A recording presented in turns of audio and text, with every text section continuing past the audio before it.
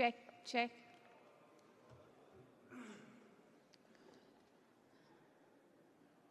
A very good morning to everyone. Request all of you outside the Premamrutam hall to please gather inside the hall so that we can begin our day. I would also request all the exhibitors to also please join us.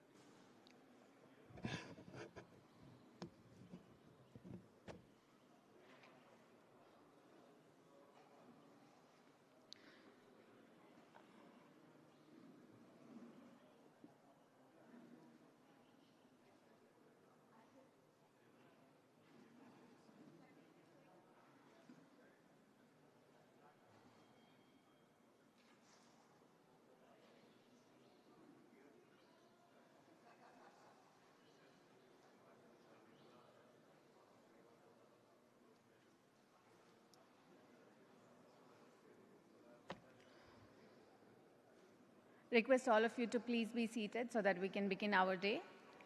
Ladies and gentlemen, distinguished guests and fellow enthusiasts of innovation and entrepreneurship, a very warm welcome to the grand stage of India Startup Festival, Day 3. Throughout this festival, you have got a chance to connect with brilliant minds, industry leaders, and visionary entrepreneurs who have dared to dream big and change the game. This is the place where ideas take flight and dreams become ventures. Once again, a heartfelt welcome to the India Startup Festival, where innovation knows no boundaries and dreams know no limits. Last 2 days have been very eventful. We have had pitches, we have had 100 pitches, we have had 30 investors committing to about 130 term sheets, and then we have also had amazing keynote speakers who have come in and expressed and shared their experiences in the last 2 days. Request all the gentlemen from the Roundtable Food Tech to please take your seat. Thank you. With that, let me just give you a high-level overview of what's in store for all of you today. We have a set of roundtable conferences happening right here in the Satya Sai Ashram today. To start with, this morning we have a rural food tech roundtable right here at the Premamrutam Hall. Parallelly, we also have a University Connect roundtable that's happening at the IMSR, that is Sri Sadguru Satya Sai Institute of Medical and Research Sciences. And then we also have nutrition and nutraceuticals at the Satya Sai Memorial Hospital. So with that, let me now call upon the first roundtable for the day, which is the Rural Food Tech Roundtable, which has been co-chaired by Mr. Satyajit Hange, founding farmer of Two Brothers India. Can we give him a round of applause? He's followed by an expert panel, Narasimha Bogavalli, Director, Tech Dynamics, Inc., Arun Baral, CEO, Harvest Plus, Sai Prasad Ivaturi, Head, Food and Nutrition, Satya Sai Trust. You can keep clapping, it's a good exercise. Dr. Raghavendra, CEO, RP Plus Analytics Solutions, UK. Parthasarthi Nara, CEO, Ananta Natural Farmers Producer Company Limited. Achyut Yaragangu, founder, CEO, Nature Quotient Ventures. Shekhar Dikshit from Emilio, Ram Kumar Verma, founder and CEO of Native Araku Coffee,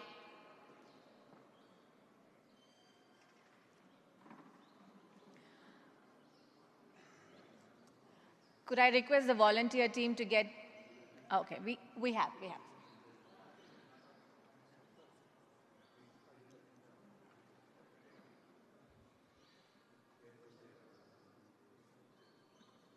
Do we need extra chairs?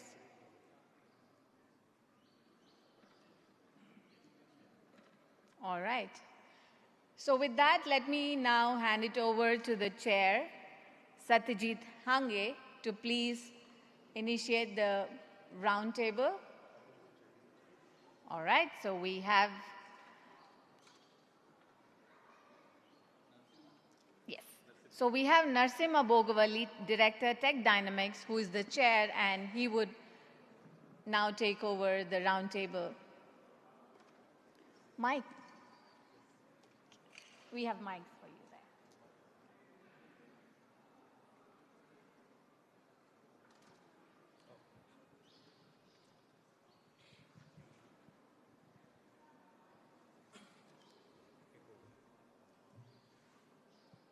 Hello. Om Sri Sai Ram. Namaste to everyone and good morning. It is a pleasure to be here. This is the India Startup Foundation. This is the second, I believe this is the second startup conference, and we hope to, yes. So we have this, within the India Startup Foundation, we have set up a vision to help and promote, to identify, help and promote food tech companies in the space of startup companies in the space of food tech and agriculture and rural employment in businesses and ventures that generate rural employment. I'm happy to be here today on behalf of we have set up a roundtable to address all the issues, to define the vision, and then to define the mission, what we have to do to achieve our goals. So I will talk to you. I will speak briefly about our goal, our vision, mission, and goals in that order. Okay. So first of all, once again, I'm happy to be here with our members of the roundtable, fellow members of the roundtable, all of our distinguished members, and so for me to just express myself and speak freely. India has been for thousands of years a very well-developed agrarian society. We have, I think, in the space of agriculture, India has been more developed for a much longer period. Historians have to help us understand, but it will be in the thousands of years. And actually, when we understand history and we look deeply, it is the rural employment across the country, and the agri-productivity that always created the wealth in this country for thousands of years.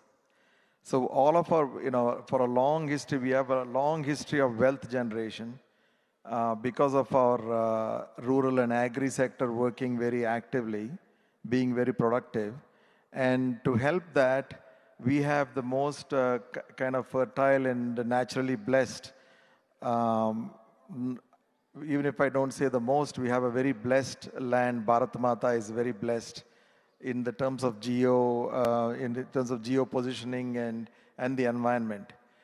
So for example, to highlight that, we can say one thing is, compared to this amount of land India has, China has maybe 3 times the amount of land.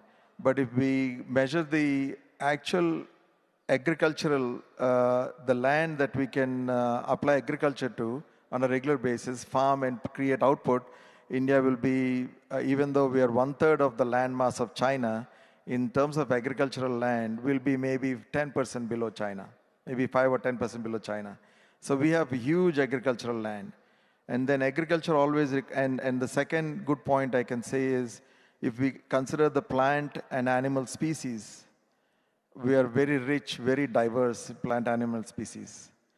And then the third point being, we had the wisdom of the sages for thousands of years who were able to understand life and direct and guide people on what is good, for what is a good way of life, what is a really progressive way of life. And the ultimate, we have the real sustainable, ultimate progressive values, which is the progress of the Atma towards, moksha. We have the real values. Our entire world, when everyone has their basic sustenance and their basic material needs satisfied, then their life is unsatisfied if they just continue living a material life. Then they start searching, and eventually the entire world, it doesn't matter which corner of the world you are, the entire world seeks out the values and the advancement, spiritual advancement of India. And that draws them to India. That is a separate topic. But now, with that spiritual advancement, we have defined agriculture and food in a different way. Even agriculture in the rural space, we have farmers who understand the yearly life cycles, the climate and the yearly life cycles, the solar cycle and the lunar cycles. And maybe some of that is lost, but there are still farmers around the country who know when to plant based on the solar and lunar cycles. They know when to plant, when to harvest. So there's a very deep knowledge of agriculture, and there is a very deep knowledge of food, of all the different types of food. So I'm mentioning that because this is creating opportunities for India now. We have to seize these opportunities. So in the West, for example, in the US, they had material wealth. So material wealth made them think a heavier plate of food is a better food, is a better plate. If you look at a very light, very low calorie and herbal kind of food, compared to that, if they can fill up their plate with something that's more expensive, like a big piece of steak and butter and bread, for a while they thought that was better for the human being because they could afford it, and they went in that direction. And maybe whatever period of time they've been progressing, and they didn't know better, so they were indulging in that. And as a result, we see now the cancer rates in US, it is doctors and statistics telling us cancer rates in US are 10 times. Across, there are maybe 15 types of cancer.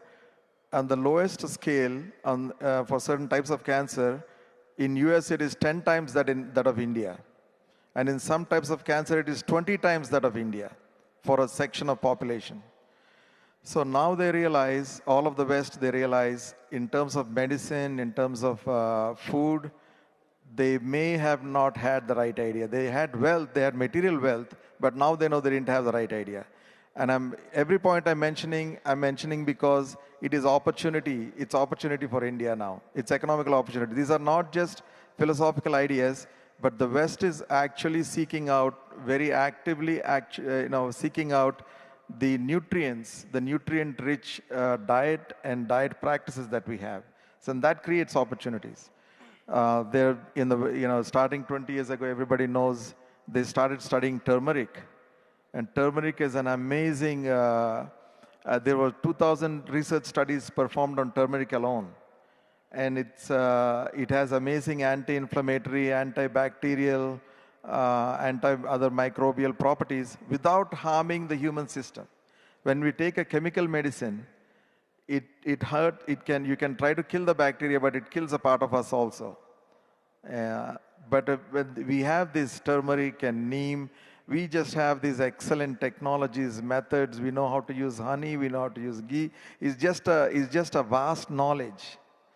And so when the world is trying to get to a better diet, there is nowhere else but coming back to Indian diet. And that obviously, and I personally also, I'm on a journey, entrepreneurial journey of utilizing this. exploiting this economically. No, I mean, to exploit economically, we need to be successful, but at least I've started a journey. So the journey is, for me, in the West, right from 2010, a lot of people are turning to vegetarian diet, vegetarian and vegan, plant-based diet. And when you turn to plant-based diet, there's no better diet again. All of our science, all of our curry. I've had a lot of Westerners tell me the Indian curry they've learned when they get, of course, a little aged and they've studied a lot of things. Very good people that I've met, business executives that I've met, they've told me that curry is a science and we have learned to make it at home. The ingredients, everything that goes into a curry. So all of this creates opportunities for us, and I myself have started a solar-dried vegetable venture, everything solar-dried. Our leafy vegetables are most nutritious. So with this as the background, now this is a general background, that we have some better products and better knowledge in India. Now this ISF has this great vision of promoting the opportunities that come across. Now, because I think Prime Minister Modi and everybody has been saying our food exports will be our next big opportunity for India, along with software. And J.A. Chaudhary garu also has that vision. He's very nicely laid out. He is the key person to form our roundtable, and he laid out the vision that we need to focus on the food sector, all of the agri sector and food production, processing, all of these sectors, because these also can create opportunities because of the world's attention. Of course, within India also we need more, and the world also needs our high quality products. So I think I can So that's the main point I wanted to share. So our roundtable will be focused as we go from year to year. We have a vision which is to increase the number of businesses, number of successful businesses that generate high quality, organic and healing foods. I have one of my friend here, Sarvanan from Dindigal. He has established, thank you. He has worked hard for many years to establish a spirulina farm, organic spirulina farm. And spirulina has tremendous healing properties. It is a superfood. It is used by the US Army. And the district collector of Dindigal is running a study now. And the spirulina has already been used in Karnataka and other places.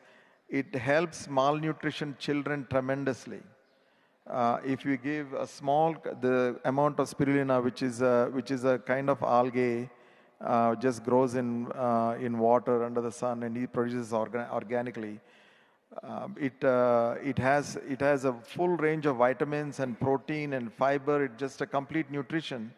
And small children, when they take it from 3, 4, 6 months age up to 3 years and 4 years, their growth, especially in the poorer families where they're malnourished, the development of the child is tremendous. So that is an excellent example of how entrepreneurs in our country are creating valuable products.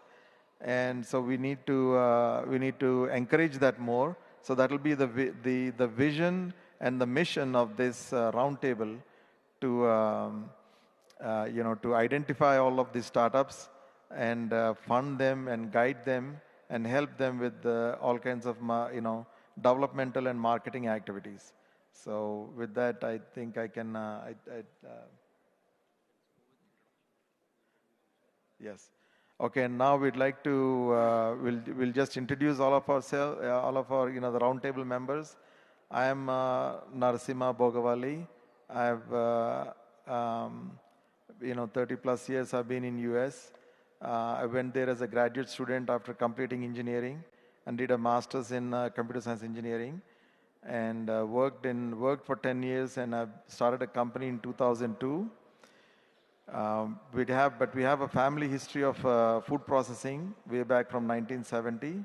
So after 2010, seeing this broad change in US, and with the help of some of my software clients and business executives, I slowly got into these health foods, where foods that impact health, not the heavily processed So that's my background and my introduction. I'll pass on to our deputy chairman of the roundtable for him to introduce himself.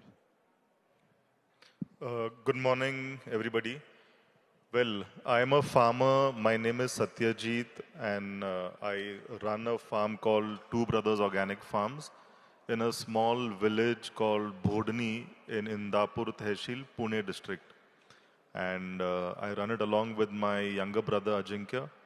Uh, Started off, I mean, both are sons of farmers, but were educated in a school and a college in Pune, which is around a 200-kilometer from my village, and doing a job and working with all the good, corporate names like Citibank and DBS and Standard Chartered. We, after working for 5, 6 years, decided to come back to our village and do farming because of a love for farming and having seen livestock and food growing process when we were small, when we used to come back to the village for our holidays. So we started this initiative 7, 8 years back, and what started off as an initiative only to express our joy and kind of have joy in doing what we love has now grown into a brand that works with over 1,000 farmers across 16 states. And we have over, I think, 2.5 lakh customers across India and across the world. So I'll be sharing some of my insights and my inputs being an entrepreneur operating from a small village in the agri space. I'll hand it over to Partha, my colleague now. Namaste to all. Myself Parthasarathi, born and brought up village Upanesanapalli, Sri Satyasai district. Born in farmer's family. Grown up in the village, same village, studied in a school, village school, and then graduated from Sri Krishnadevara University in computer science and worked in IT sector for 11 years, worked in various multinational companies, Hyderabad, Bangalore, US also. But as I grown in a village, I've seen practically what were the challenges which my father was facing and how my grandfather was doing successfully in the farming, the resources with that, and how he was successful. And when he came to my father, we are like so many struggles actually. That made me to think about much doing something back here. With that initiative, we started organic farming on our own farm in 2013 and tried various crops. And that made me more strength and resigned from job in 2015. Since then, I thought more make a collective work to build a better marketing collective platform. We started with the name of Ananta Naturals and started mobilizing the farmers with various volunteering initiatives, made a collective now, and we have a marketing platform which sells our products through our collective, and we are establishing a rural enterprise where we want to do everything at the village level and process as our team, ISF team, working towards the rural enterprises. We are already in the path, which is showing progress to educate the farmers, connect with them, work with them in a supporting mechanism and provide the marketing linkages. Thank you.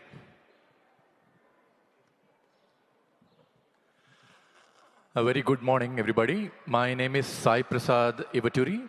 I'm the trustee and CFO for Sri Satyasai Annapurna Trust. We provide free morning nutrition for needy school-going children, typically those attending rural government schools across India. We started about 12 years back. Today, we serve about 30 lakh children, about 3 million children, across 23 states and 4 union territories across India. And the morning nutrition is in various forms which are suitable to the local regional palate, which I'll explain a little bit in the context of the food tech context that we're talking about here. By my own personal background, I was from an IT background previously. I was formerly a director at HP. I used to head the Asia operations for HP's PC business. Before that, I was in GE as an assistant vice president and Cisco briefly. And I studied in Indiana State University in the US, and I worked in the US for about 8 years. But I was always looking for a calling to do this, and I'm very glad to be doing this full time. I live inside the campus here in Satyasai Grama, and Satyasai Annapurna Trust was founded and conceived by Sadhguru Sri Madhusudan Sai. Thank you very much.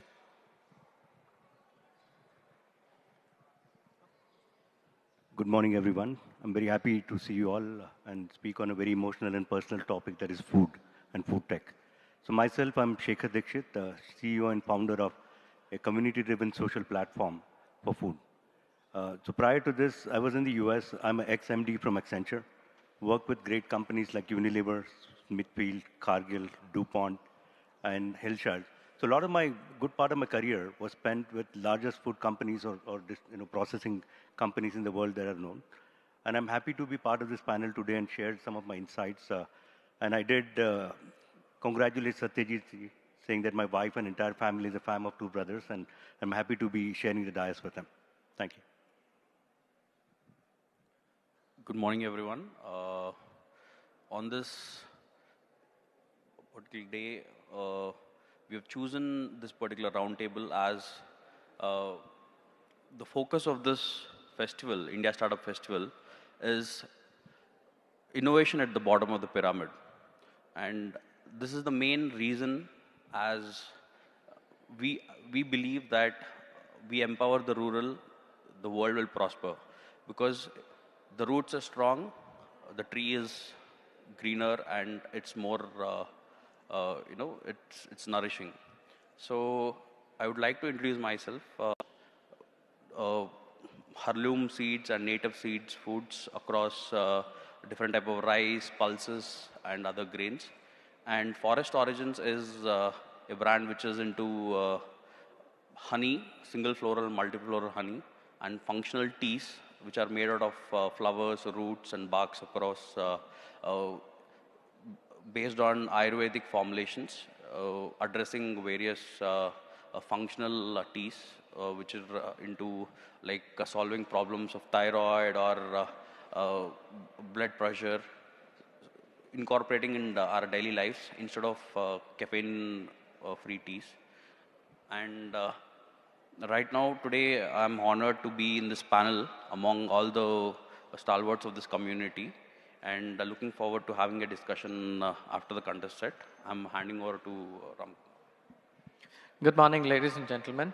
My name is Ram Kumar Verma. I represent Native Araku Coffee. I come with a very different experience towards transformation into the farming field and primarily working for tribal welfare and building an ecosystem for better livelihood for tribal fraternity. I work with multiple MNCs, about 16 years into work with IBMs and then talk about TCS, work with G and all of that as a backdrop. With a short story and an emotional connect between a tribal farmer and me in 2017 has originated for Native Araku Coffee. No background about coffee, no knowledge about coffee. See, people keep saying, right, it's the destiny which pulls you in. And that's how my destiny is written, to add value to the tribal fraternity. It's been 6 years now. We run the brand called Native Araku Coffee, where we adopt villages, we train farmers, spend some time on the next generation entrepreneurs from the tribal fraternity to add value to the ecosystem. And we also look for like-minded people who can add value to the same fraternity in our partnership and relationships also. In the same context, to update, Two Brothers is one of our partners, so their coffee vertical is also managed by us. So that's how I'm happy that I'm sitting down on the same platform with like-minded people are spending time to add value to the ecosystem. Thank you so much. I think now that the context is set, we'll come down to the topic in focus. And I would like to start by asking Partha, who's taken a similar journey like all of us, and a special mention because all of us have not been incentivized to get into the work that we are doing, but have been inspired to get into the work that we have been doing. Some have left greener pastures and doing this work because they are inspired to help farmers on one hand and to give good food to consumers on the other hand. I would like to ask Partha, being a rural entrepreneur who's left a job, came back from the US, and went back to his village and started a startup, supplied fresh fruits and vegetables in the city to consumers, and is put in a lot of effort and a lot of struggle to make this venture a success. His livelihood depends on this startup. So what inspired him, and what is the biggest challenge that he's facing as a rural entrepreneur in the food sector now? Yes, Satyajit. Yeah. So the initial thought process was to quit the job and create some platform for the collective, primarily that is the marketing. So the marketing, we should do marketing, then only the farmer will listen to us. If you want to transform into the natural or organic farming. So I thought, let's create a market platform, then that will pull us to getting into the farming, more people into the transfer into the organic natural farming. So with that idea, first what we did is we started a local market first. We started selling at farm, whatever the fresh produce we grown, few vegetable varieties and fruits like papaya, banana. And then I started getting, when I was working at the time, I started getting that to our colleagues in office in Bangalore, Manyata Tech Park, sharing with them. And then they said, the taste is very good compared to the available produce in the supermarkets. And why don't you bring for us on regular basis? But I didn't try. Initially, we started a organic shop in Anantapur. There is a farmers market, which is close to us. Every district headquarter has that. So we thought, let's do locally sell sometime. We tried our level best there, but the people acceptance was very low to purchase the produce, because the produce which we grow initially, it requires a lot of resources and then the human effort that require little cost. We should keep higher price than the market to sell in the market. And then again convincing the customer, there are many challenges. Because of that, we need to price a bit high than compared to the markets. That is not encouraged much in the Anantapur. Then we thought, let's get into the city consumer market. So we started getting the fresh produce which are grown from our farm and around our farmers.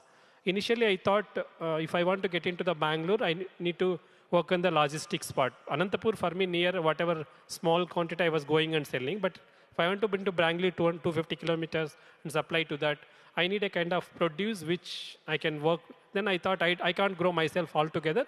I thought let's do collective. And then I started going around farmers, educating them, mentoring them, supporting whatever we can do, like seeds, native seeds, and then giving some cows, donating through the friend support. We donated cows to the few farmers, and then started mentoring them and started getting produce around them, started coming to the city, Bangalore, and talking to the colleagues and the communities. We started selling the few varieties, keeping the stalls in the communities and selling directly to the customers. And then we can grow limited varieties. It's not like Bangalore consumer can, whatever they want, exotic and the seasonal, all these things. So first challenge was that they want the number of varieties, and then the fresh, they want look better, and then color, shape, because most of the consumer market now driven that the fruit looks like this, like the apple, like pomegranate should be 200 grams above, apple should look like that, guava look like that. They train their minds that like that. So the acceptance of the whatever naturally, organically grow, it won't looks like that actually. And then, but if you open and cut it and see, the fruit is really good and it's nutritious. That is first difficulty we had to get into the few customers convince and buy it, but most of them are started rejecting the produce. That was the big challenge, and the varieties, available varieties for them. So they are trying that they should take. So when we were kids, there are very limited portion of the meal having 2-3 vegetables or few greens or pulses. That is taking care of our nutrition. But when come to here, they want multiple varieties actually. Because of it's like they have that education, they want everything. That also we had a challenge to give them the varieties of the produce. Still we tried sourcing and trying around farmers Bangalore. But to scale it up, it's again challenge for us to varieties. And then delivery system. Like as everybody is working in the city, they want like proper delivery system, and then the fresh, it looks like fresh. Always our eyes says like if it looks fresh, that is the vegetable, that is the green for us. Otherwise, it's like not good actually. Because of that, we tried to build all that connects and made a very good connect. To scale that up, it's not possible with us. We realized it required a lot of more efforts, and then we slow down on the perishable front, and it's not getting sustainable for us. And if you see the markets, some markets which are selling organic food produce, because of the customer intentions, customer trend, they started giving as per the customer's demand. That also losing lot of trust with the organic food produce. We thought not get into that. If we have the genuine produce, let's give us. Otherwise, don't get into that. And then we slow down. And now we understood well like what is the real challenge. So here, there is an opportunity here. It's not only challenge. We can overcome this, but we need to form a cluster of farmers, and there should be a like-minded team actually. For me, I'm alone journey. Most of the time, I was handling everything, like from the farmer to the consumer connect. But if there is a like-minded people like us join together and put up a team, and then there should be a team for production who understand the consumer behavior, and then who understand the farmer challenges, life cycles, who can educate back to the customer. People like us join as a collective way, whatever the platform, and then the work as per the customer demand, and as well as we need to educate the farmer back, like what are the customer trends are going, what we can grow for the farmer customers. Such kind of initiatives we can pull up. There is a good opportunity, I feel, in the perishable sector. And along with that, there are many collective schemes which can be taken it forward, and then we can do a lot of value addition.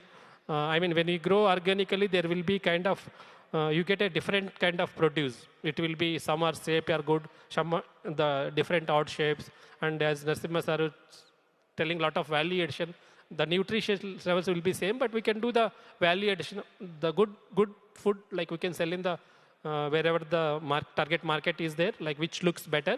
And the second, which graded in second grade, we can do the value addition at rural level and send like wherever it's a branded way. Like that, we can achieve we have the solution for it, but we need the kind of the team for working forward. I think this forum will give us like resources, team to use the expertise, people like us to bring up the next level of platform. We'll look forward for that actually. Thank you. What Partha told, that it's difficult for perishables because the shelf life is just 1 or 2 days. And organic foods as well, because there is no pesticides or on the layer, it degrades faster. So that's how even Narasimha Garu were telling. So dehydration is one of the process where you can extend the shelf life to a lot more months, like 6 months to 1 year when stored well.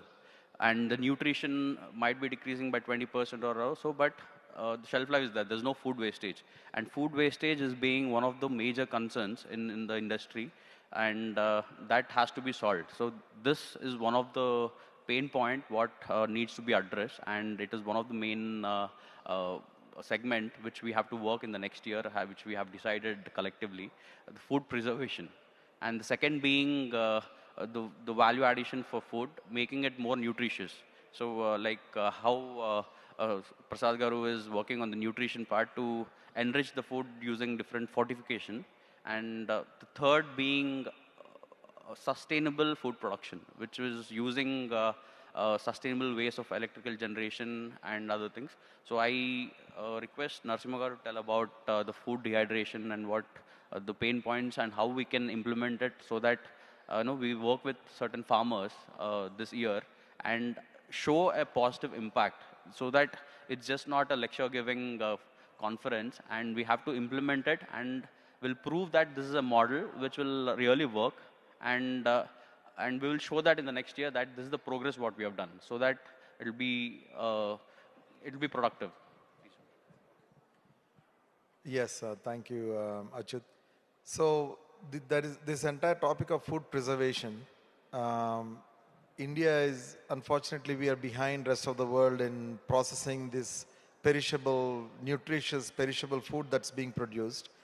So how to, I mean, so as a roundtable and as entrepreneurs, investors, I mean, the whole country, central government has this food processing. There's a minister for food processing. I'm, in some plans to meet. There's some discussions got initiated. But talking about this entire food preservation, there are multiple ways, and we have to explore everything and apply everything where it applies. So among the multiple ways, there is one that is kind of maybe adding preservatives and canning. And that is not, I mean, preservatives also, there are natural preservatives like citric acid and then canning. But canning is not a value addition. That's the West don't know, so they were canning and bottling vegetables. If you open a can, it's literally, there's no value in it. So the next things, we can apply the other ideas, kind of like fermenting vegetables is actually a very effective way to increase the nutrition. So wherever these applies, we have to apply these different techniques. There's either for bottling and fermenting in certain ways, or dehydration. In dehydration also there are multiple ways. There's vacuum dehydration, general heat dehydration in a closed chamber. But one of the ways that is very low cost, because we have sunshine, we have sunshine apart from the rainy season.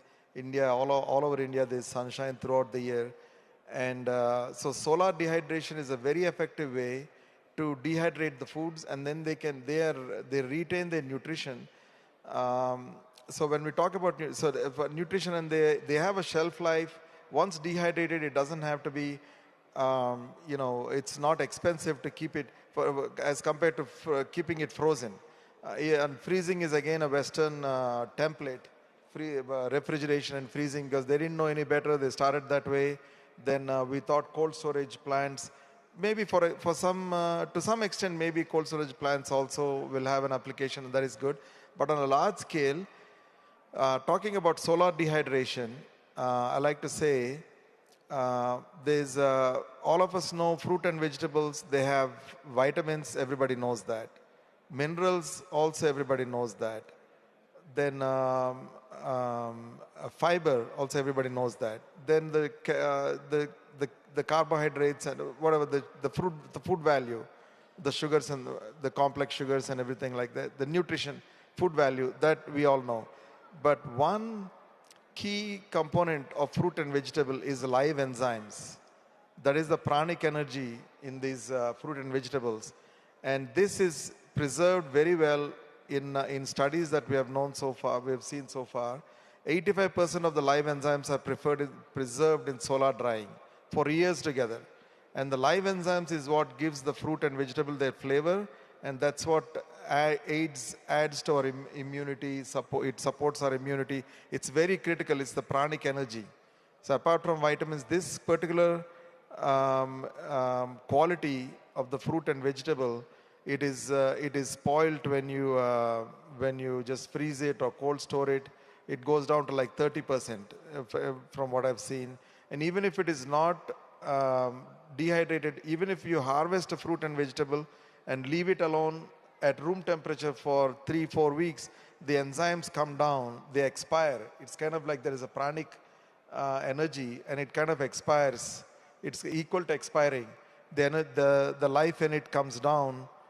Even the vitamins perish, and it comes down to like in 3-4 weeks, there are studies for most fruits and vegetables, it comes down to like 20% after 4 weeks. After 2 weeks, it's like 50-40%. So if we adopt any of these dehydration techniques, and solar dehydration is a lower cost also, we have the sunshine is free. And it's also, they also get vitamin D enhanced and flavor, and some kind of flavor enhancing when they're solar dehydrated. So if we adopt this, actually Parth Sardigari also, where the organic produce that you had, solar dehydration, we can discuss this further. It will be an excellent way to, because the flavor and everything, the nutrition will get locked. And after that, I think across India also, If we start producing the solar dehydrated vegetables and fruits, the consumption will increase. And practically in US, I am seeing in grocery stores over the last 10 years, all of us know just raisins. It is dried grapes, and we know dates. But over the years, I've been observing they've been selling, and there's different types of dehydration, including freeze drying, and after freeze drying, they're vacuum sealed, and there's vacuum drying, freeze drying, vacuum drying, solar drying. There's some of the techniques. But in stores in US, I'm seeing more and more fruit. Every 6 months or a year, I will see more fruit that are dehydrated. I'm not sure which. I think for the commercially vacuum dehydration is probably being used a lot, especially in the West. But in any case, dehydrated fruit is becoming more and more common. So after being used to raisins and dates, 10 years ago, what I started seeing apples first dehydrated, then pears and peaches dehydrated, and then over time now, last year I've seen strawberry and blueberry. Over 2 years ago, I've seen them dehydrated. So dehydration is a good technique. And the other angle, the world's requirement for food and nutrition is increasing. When it increases, so the logistical challenge of carrying a fresh fruit, and like Parth Sadigaru overcame all these challenges, trying to put the fresh fruit in front of the customer in some community, transport it. The logistics of the transportation, it is a perishable commodity. All of those the challenges keep increasing. So I think we should promote these dehydration techniques, and as they are promoted, and all kinds of processing, of course, all kinds of processing to preserve. If it is fruit can be pulped very well, and pulp can be canned. Fruit canning, it's very, very common. After it's canned, it's shipped all around the world and used in juices. And all of this processing is required because of one, perishable, and two, seasonal. Everything is seasonal. So mango is everybody's, for most people, it's a favorite fruit, but it's harvested, or it fruits, or it comes out for about 2 months, maybe max 3-month period. And in that 3-month period, and it's seasonal, but throughout the year, if you want to enjoy mango, it has to be processed and preserved in some way.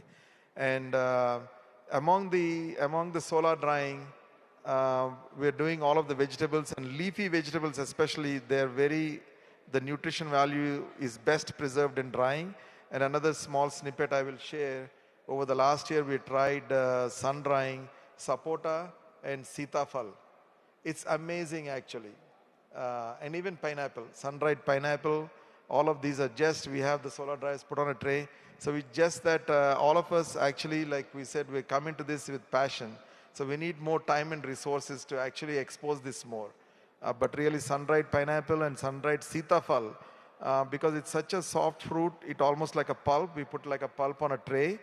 The flavor is just amazing. And sitafal is especially, I remembered sitafal when I talked about the short time within the year that the fruit comes out. Sitafal is one of those short periods, maybe 6 weeks, hardly 2 months you get the sitafal fruit.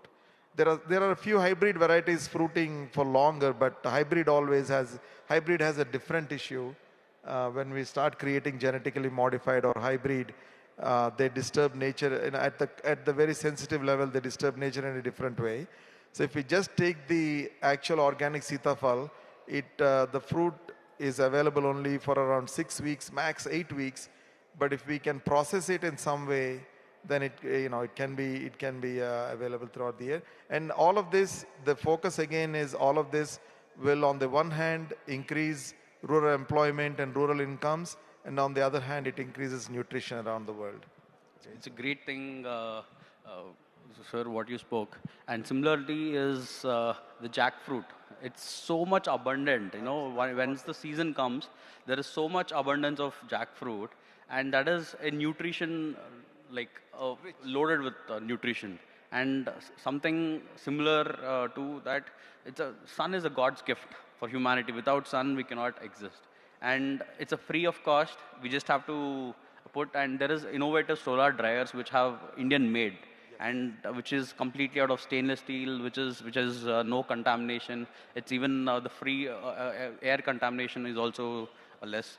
And I would like to know more about what Annapurna Trust is doing with food fortification, because that is one of the main reasons, because malnutrition has to be addressed, and they're doing an absolute phenomenal work.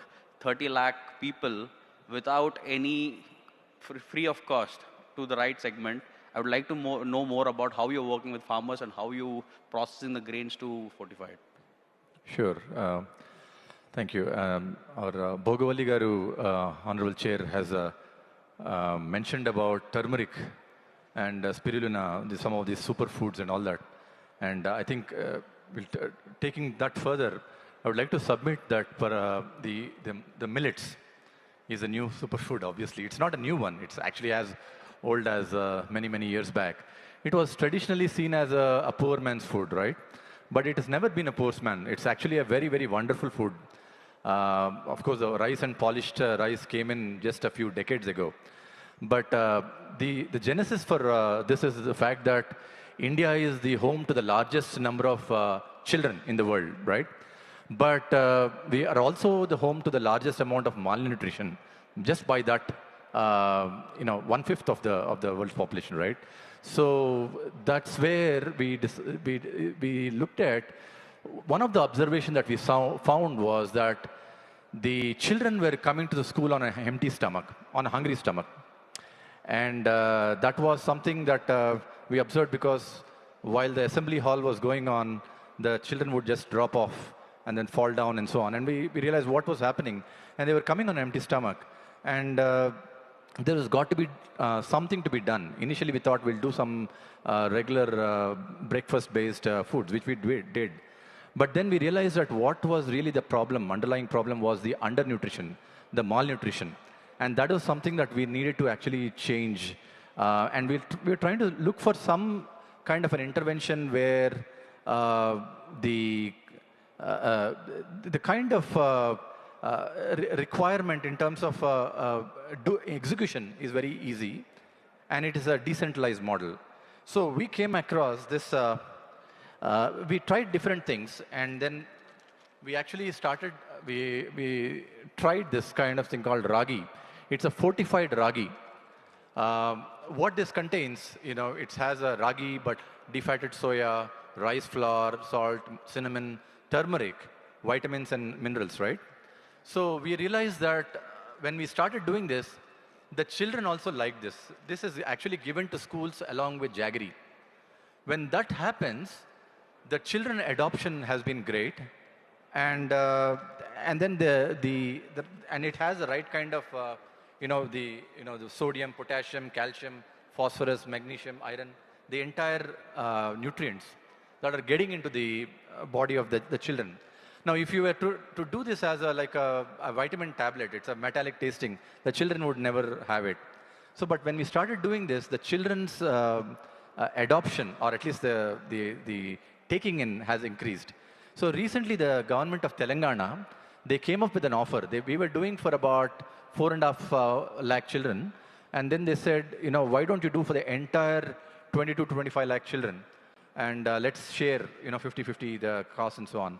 So it was an offer that we could not refuse. So with that, we are today, as of July, we are doing for the entire state of Telangana. And so that is how we are doing. In Karnataka, we have something called a malt-based, because Karnataka is giving milk through the Ksheerabhagya scheme. And to that, we are doing a malt-based, it's like a Bonvita kind of a thing, but from a rural standpoint. So here also, it's a multi-nutrient mixed food. So it's a malt-based kind of a thing. So with this, we are able to achieve in a very, very simple manner, where you don't have to have a very complex kitchen infrastructure. You can actually give this as dry ingredients to the doorstep of the children at the schools, and then we incentivize the cooks of the government school children, or at least the government schools, and then they get up, the cooks come in a little bit early, and then they prepare fresh and hot, and the entire children have it, and of course the staff have it and all that, and then they begin to start having the food. Now what we have realized is, ever since this food has started coming in, not only is the focus on the children, on the studies has increased, the health profile naturally is increased, and sir, even the teachers are a lot more motivated to teach the children. And the children are a lot more coming on time. Teacher, we are already here. Of course, we know why. And then enrollments are increasing, sir. So which means in this way, we are actually arresting dropouts, which is the biggest problem in the government schools today. So a small food-related intervention is helping us deliver healthy and productive citizens for the next generation. That's really what Annapurna has all been doing about. Thank you. Great, sir. And really, it's amazing that you have dedicated your life to this project and this cause. And it's amazing what Annapurna Trust is doing. And I would like to suggest even sprouted ragi. Yes. So sprouted ragi is one of the things which is, it's even more nourishing, and it it's adding value to your product as well. Hoping to see that product as well coming up in the market. More. Yes. So we are very flexible about, we're trying to do it through local pellet. So we tried sattu, we tried different things in North India, Northeast, tribal areas and so on. And wherever there's a nutrition as well as a flavor with the children will adopt, definitely we will try to explore. Yes. The possibilities are endless. Yes. So the next thing is the pain point is working with the farmers and enriching the farmers, teaching them the right techniques. They were already known, it's been traditionally handed over generations. Now that the coming generations are having not interest because of a lot of factors. Farming is no more a well-known thing. They want all shifting to IT jobs. Unlike people from IT jobs are coming to the farming and other like Partha and Satyajit. We are sourcing from the farmers directly. Yes, absolutely. So I would like Satyajit, to tell us about how he's working with the farmers at the grassroots level. And I know it's not unlike US or UK or Australia, hundreds and thousands of hectares, each farmer or land holding thing. It's 1 acre, 2 acres, 10 acres, maximum 50 acres. How they are working and how they are implementing technology and sourcing, teaching them the right techniques. And even Ram Kumar Garu is doing great initiative with the tribals, working with the tribals to do the coffee variants. So I would like to Satyajit to speak about it, and then Ram Kumar. So when we started our experiments on our own farm and it was successful to an extent, many farmers showed interest in working alongside us or in getting that solution. When we started working with farmers, we understood that as a brand or as a marketing company, you can't just sit in a city, develop a brand and only source from farmers. One is that the traceability is not there. Second, you are not helping the farmer holistically. The farmer had an app around it and started hand-holding the farmers from the seed stage. It's not a superficial sourcing arrangement that we have with them, but we work with them from the seed stage. Everything is documented till the harvest stage. It's not for traceability and not for auditing or not for policing purposes. The main idea is to handhold them and give them solutions at every stage. See, every farmer wants to make his soil healthier, wants to do sustainable farming, but he doesn't know how to do it. Conventional agricultural literature, education, practices are all around chemical farming and monocultures. When you want the farmer to convert to a mixed food forest kind of a farming, that solutions at every step.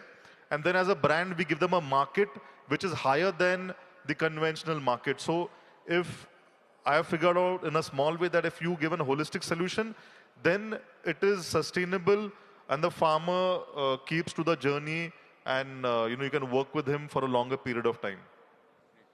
So added to what Satyajit said, a little different paradigm in tribal segment, because the first point which we have to win is their hearts and the trust in that zone. It took us almost 2 years for us to really establish that connect. But the beauty after that is once they start trusting them and trusting us, it's a mutual relationship. When you go back to them and tell them, do you know something, your coffee has such a great value and this has such a huge nutritional value, people don't understand. But at the same point of time, you tell them, hey, look, you're producing certainly about 100 kgs per annum. I'll help you out in getting to 150 kgs with a better price with zero investment. there is some catch behind the farmer. Because farmer does not understand what is nutrition, farmer doesn't understand what's happening behind the screen. And once he understands, okay, if I want to get a better price and a better yield, what is that I need to do next? Is when we have to start inducing in them, stating that every 3 months you'll have to ensure the foundation is clean, you ensure the watering is done on time, or you ensure that your organic fruit is going right. They cannot take more than 5 to 6 inputs, right? And that patience, trust building will certainly yield us a little more brand value. And along with it, everybody talks about, Native Araku coffee has a bigger brand. But what goes behind the screen is the effort which the farmer is putting in, right? Yeah, we will have transitional challenges like too many middlemen into the ecosystem. We have to fight with them. We have to tell them, today the farmer have to get his share, only then a middleman is there. If the farmer thinks, I don't want to do farming, then what happens, right? It's a convincing factor which we have to sell it at every stage. Again, the middleman is again a tribal farmer. He comes from the same gene again, right? So that's one which certainly helped us out. And also like-minded people, when I say at the end user side too. When I say an end user side, today I have partnered with Two Brothers. I have partnered with multiple airport organizations, and my presence is there. Why did they get convinced to sell our coffee when there is such a huge competitive market? Is because we're adding value there. And when I go back to the farmers and tell them, do you know something? The coffee which you have cultivated is sitting down in the airport today, and customers are enjoying your coffee. Then the win-win factor between him and me is, now you tell me what do you want. Customer will not, the farmer will not have any ask. Are you sure my coffee is sold? Yes, yes, it is your farm. That's the only winning factor which made Native Araku coffee successful. And we are